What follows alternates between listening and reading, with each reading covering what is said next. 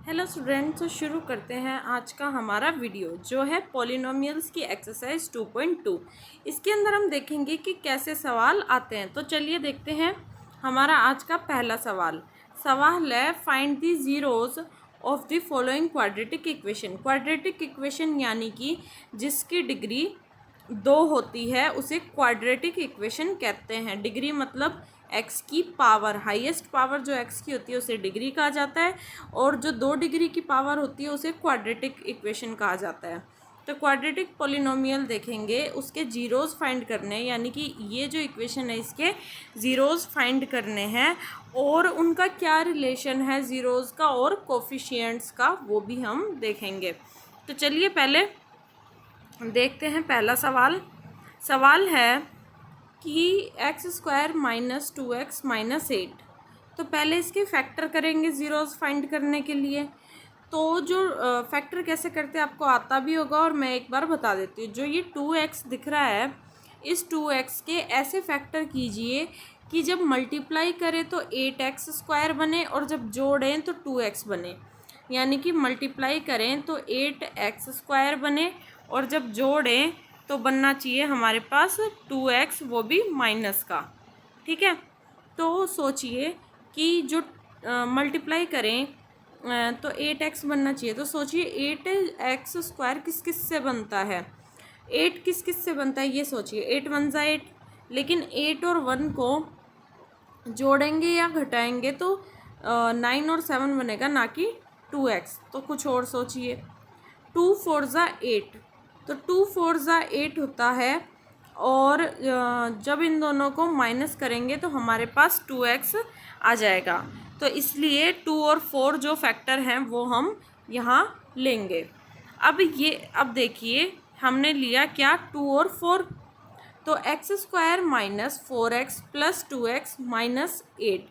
आप 4x यहाँ भी लिख सकते हैं और यहाँ भी लिख सकते हैं, वो आप पे डिपेंड करता है।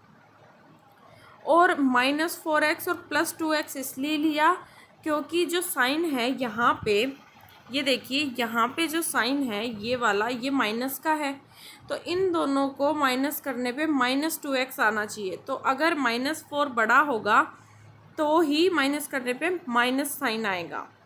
तो इसलिए -4x प्लस 2x लिया। आप इसको उल्टा भी कर सकते थे, प्लस 2x माइनस 4x भी ले सकते थे।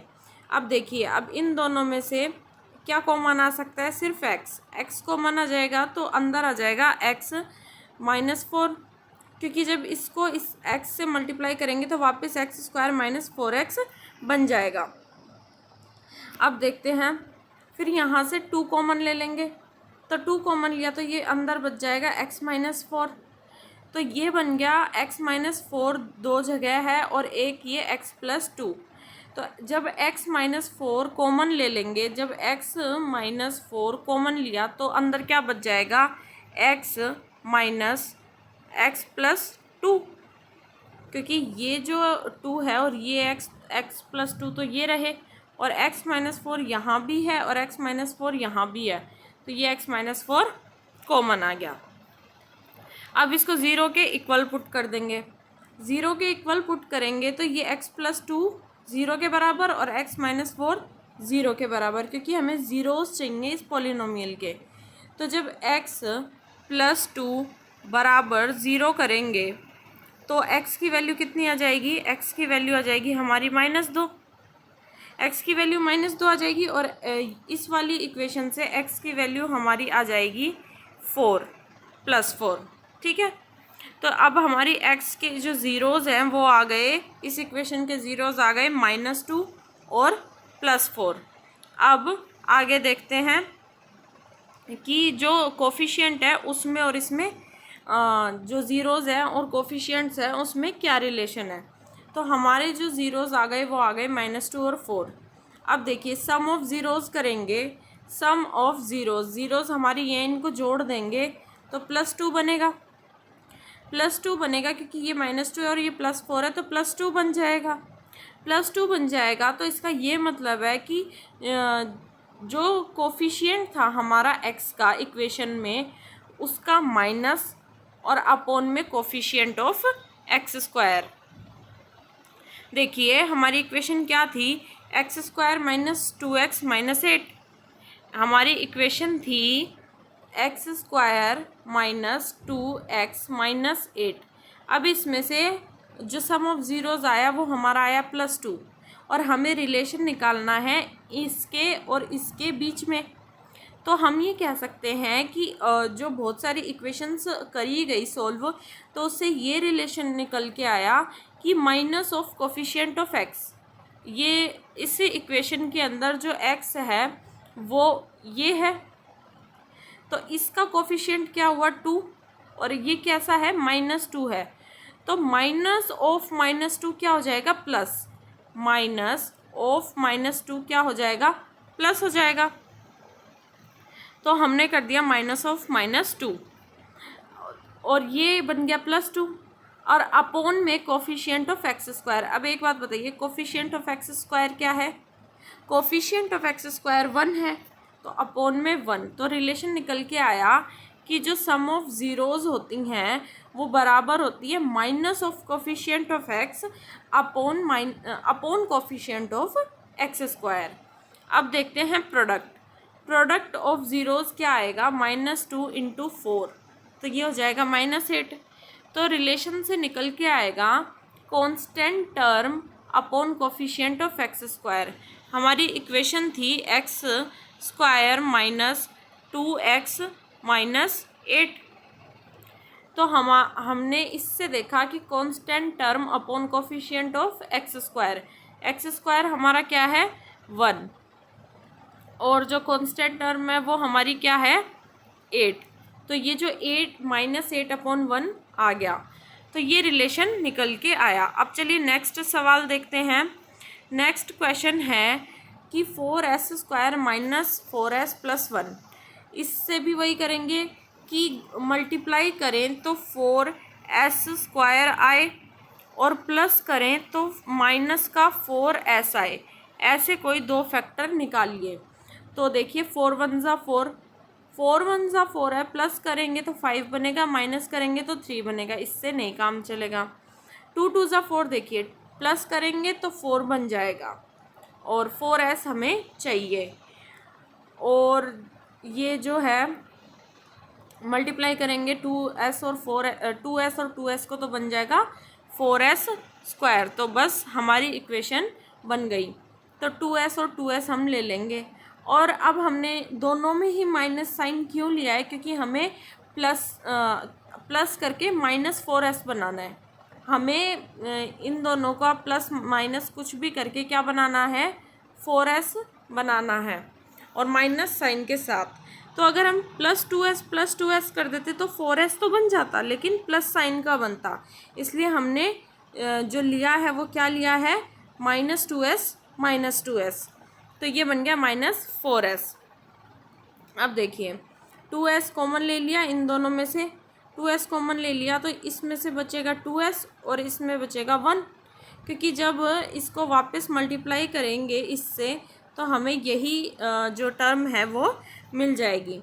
अब इसमें देखिए -2s + 1, इसमें से कुछ भी कॉमन नहीं आ रहा, तो इसको ऐसा का ऐसा लिख देंगे। तो ये बन जाएगा 2s - 1 और 2s - 1। ये आपको समझ में आ गया होगा कि यहाँ से ये स्टेप कैसे आता है। नहीं आता तो एक बार बता देती हूँ। देखिए इसमें और इसमें देखिए क्या चीज़ कॉमन है, 2s - 1, तो हमने 2s - 1 लिख दिया, उसके बाद में ब्रैकेट लगा दिया। अब इसमें से हमने ये जो इक्वेशन है, इसमें से हमने 2s - 1 निकाल लिया, बचा कितना 2s, तो 2s हमने यहाँ लिख दिया। 2s यहाँ 2s - 1 यहाँ से निकाल लिया, तो बचा कितना -1। तो ये 2s - 1 2s - 1 ऐसे आया है। मैंने बहुत अच्छे से क्लियर कर दिया बच्चों, डाउट नहीं रहना चाहिए। अब आप 10th क्लास में आ गए हैं, मैं 10th क्लास का पढ़ा रही हूँ, तो 10th क्लास में डाउट नहीं होना चाहिए। बोर्ड क्लास है, और अगर अब भी आपके अगर डाउट रह गए ना किसी चीज़ में, तो वो डाउट्स हमेशा के लिए रह जाएंगे। इसलिए आपको कहीं भी डाउट आ रहा है तो आप पूछिए। लेकिन अगर आपको ऐसा लगता है कि मेरा डाउट सिली डाउट है, नहीं कोई बता सकता है या सब हंसेंगे, ऐसी बात नहीं है। अगर आपको वो डाउट आगे कहीं दिक्कत करेगा तो ज़्यादा प्रॉब्लम होगी। इससे अच्छा है कि अगर आपको कोई डाउट आ रहे हैं तो आप अभी पूछें, क्लास में टीचर से पूछिए, या अगर वहाँ नहीं पूछ पा रहे हैं तो मुझसे पूछिए। कि घर में अगर किसी को मैथ्स आती है या किसी भी चीज़ में डाउट है तो उस चीज़ के जो जानता है उससे पूछिए, लेकिन आप डाउट्स मत रखिएगा। किसी से भी क्लियर कीजिए डाउट्स, लेकिन डाउट्स क्लियर रखिए अपने। अब देखिए यहाँ से 2s माइनस 1 2s माइनस 1 बन गया, यानी कि बन गया 2s माइनस 1 का होल स्क्वायर। 2s माइनस 1 का होल स्क्वायर बन गया और s की वैल्यू क्या आ गई, 1/2 और 1/2। देखिए 2s माइनस 1 होल स्क्वायर है बराबर में 0 है। एक बार तो होल स्क्वायर हटा दीजिए, तो ये बनेगा, होल स्क्वायर हटा देंगे तो ये बनेगा 2s माइनस 1 बराबर 0। 2s माइनस 1 बराबर 0 बनेगा तो s की वैल्यू कितनी आ जाएगी, 1/2। अब यहाँ पे क्या था, स्क्वायर, तो स्क्वायर का मतलब है कि दो वैल्यूज़ आएंगी, s की दो वैल्यूज़ आएंगी। स्क्वायर का मतलब ये, तो स्क्वायर s की दो वैल्यूज़ आएंगी 1/2 और 1/2। तो जो अब हम करेंगे सम ऑफ ज़ीरोज़, हमारी 1/2 सम ऑफ ज़ीरोज़ आ गई।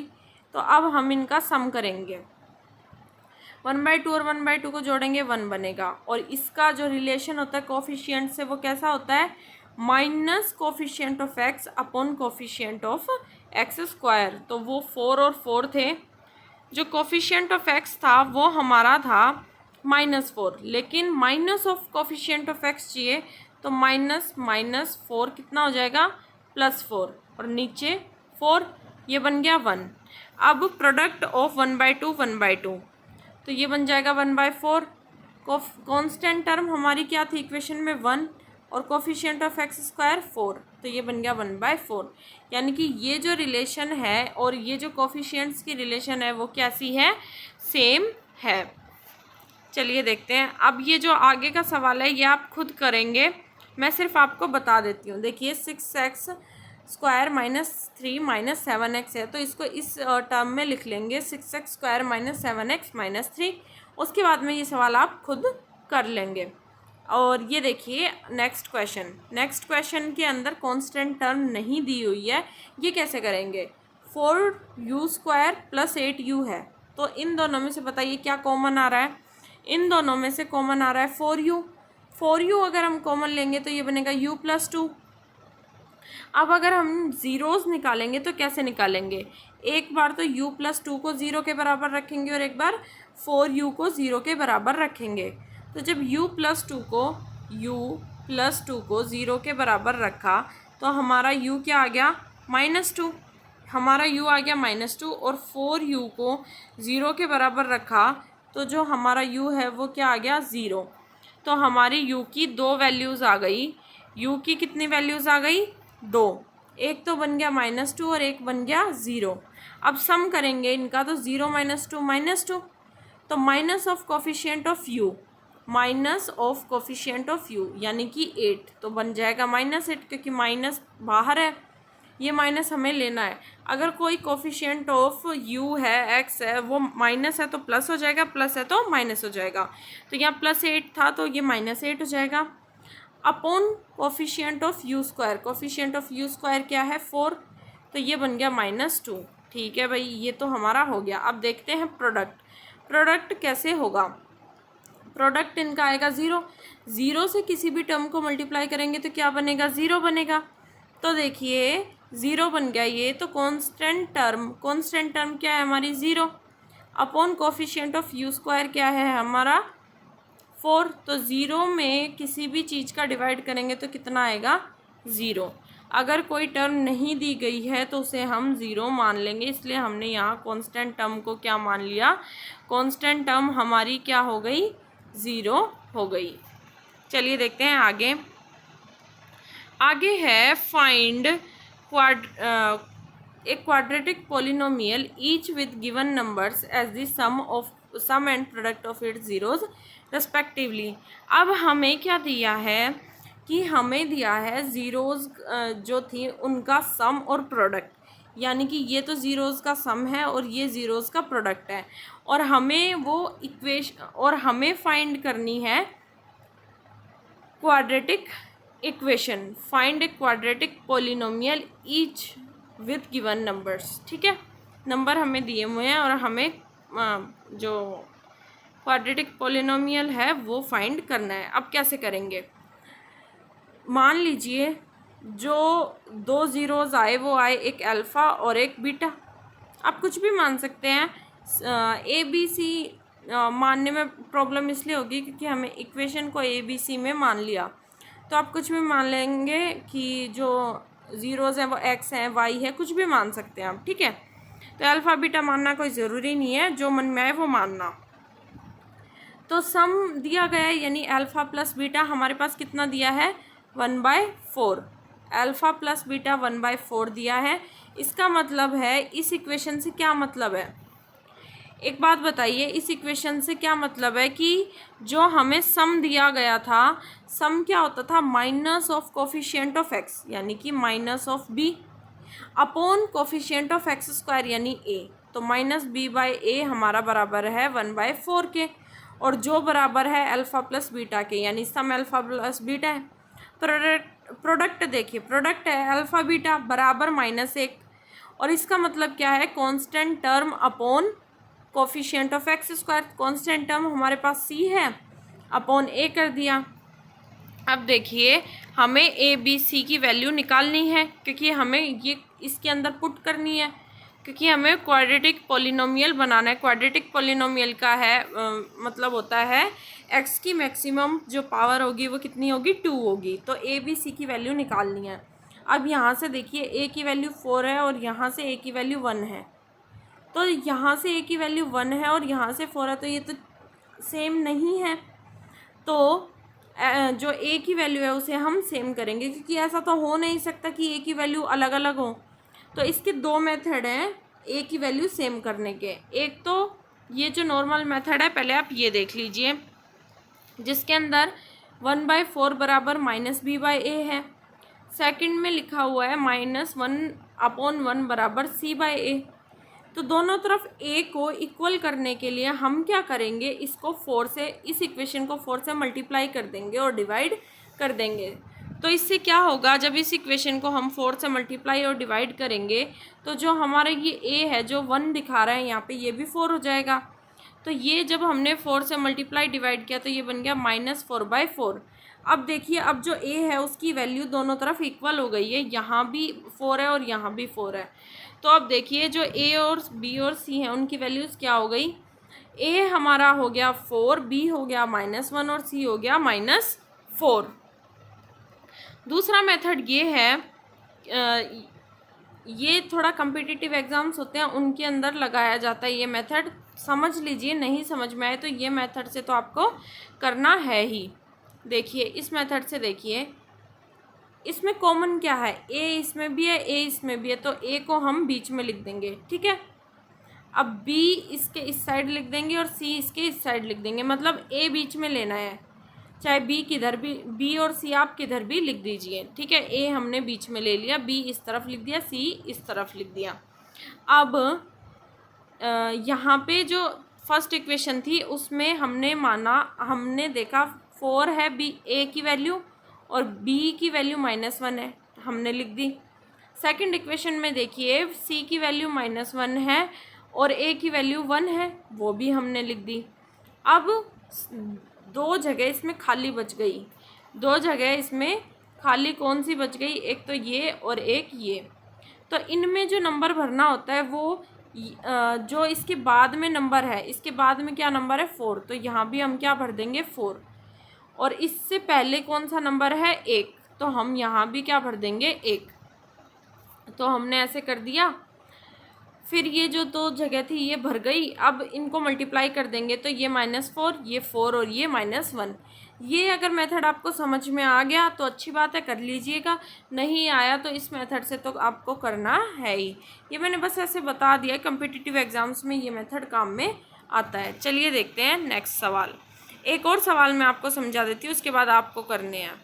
अब देखिए, इसमें दिया गया है सम ऑफ ज़ीरोज़ 0 है और सम ऑफ ज़ीरोज़ √5 है। तो हमने प्रोडक्ट ऑफ ज़ीरोज़ √5 है। तो हमने माना कि अल्फ़ा बीटा है, अल्फ़ा प्लस बीटा 0 और अल्फ़ा बीटा बराबर √5 है। और इक्वेशन हमारी जो बनती है वो बनती है ax² प्लस bx, एक मिनट,